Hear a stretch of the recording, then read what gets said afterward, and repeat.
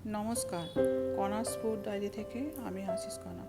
আজকে আমি করে দেখাবো বাঙালির অতি প্রিয় শুক্তো রেসিপি। এই শুক্তো করার জন্য লাগছে কাঁচা কলা, কয়েকটা ডাঁটা, বড়ি, বেগুন, উচ্ছে, আলু, মূলো, আর আমি নিয়েছি কয়েকটা কাঠি কচু। আর মশলা লাগছে ফোড়নের জন্য সামান্য 5 ফোড়ন, 2টো তেজপাতা আর সামান্য রাঁধুনি। আর লাগছে 1 চামচের মতো রাঁধুনি বাটা, আদা বাটা আর ধনে জিরে বাটা, 1 কাপের মতো নারকেলের দুধ আর 2 টেবিল চামচের মতো পোস্ত বাটা। আমি এই শুক্তো করার জন্য প্রথমে একটা ভাজা মশলা তৈরি করে নেব।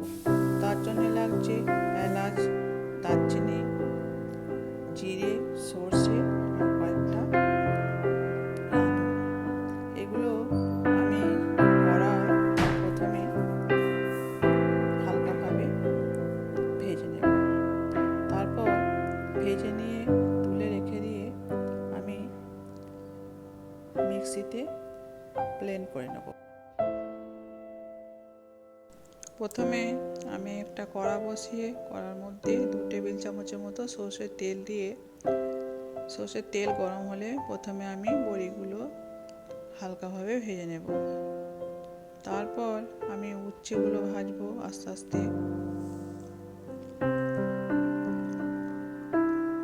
তারপর আমি কাঁচা কলাটা আস্তে আস্তে ভেজে নেব।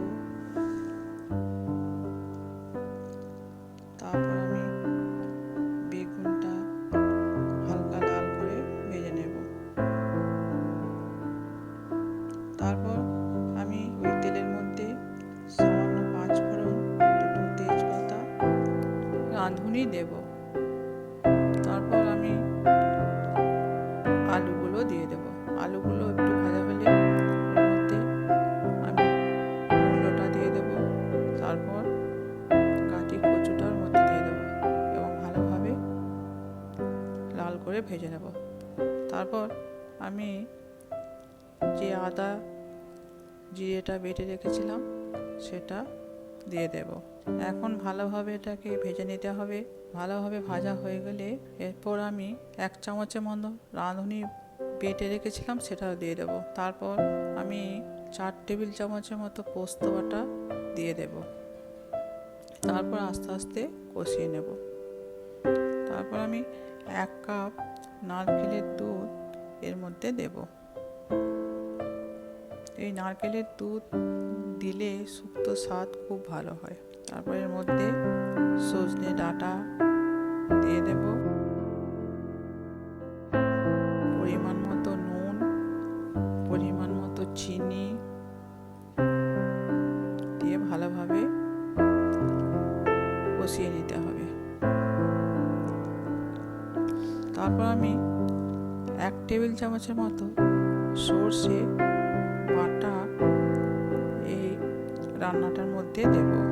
তারপর আমি পরিমাণ মতো গরম জল সেদ্ধ হওয়ার জন্য দিয়ে দেব, চাপা দিয়ে দেব।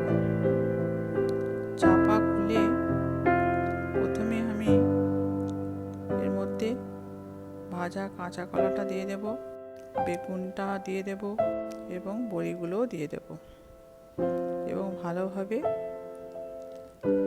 ফুটিয়ে নেব। তারপর সব সবজি যখন সেদ্ধ হয়ে যাবে শেষে আমি ভাজা উচ্ছেটা দিয়ে দেব এবং ঠিক নামাবার আগে আমি 1 চামচ ঘি আর যে ভাজা মশলাটা আমি তৈরি করে রেখেছিলাম সেটা দিয়ে দেব। দেখুন আমাদের শুক্তো তৈরি হয়ে গেছে। বাড়িতে আপনারা এই পদ্ধতিতে বানিয়ে দেখবেন, আশা করি আপনাদের ভালো লাগবে। কেমন লাগলো কমেন্ট করে জানাবেন। ভালো লাগলে লাইক, শেয়ার, সাবস্ক্রাইব করে দেবেন। সবাই ভালো থাকবেন, সুস্থ থাকবেন।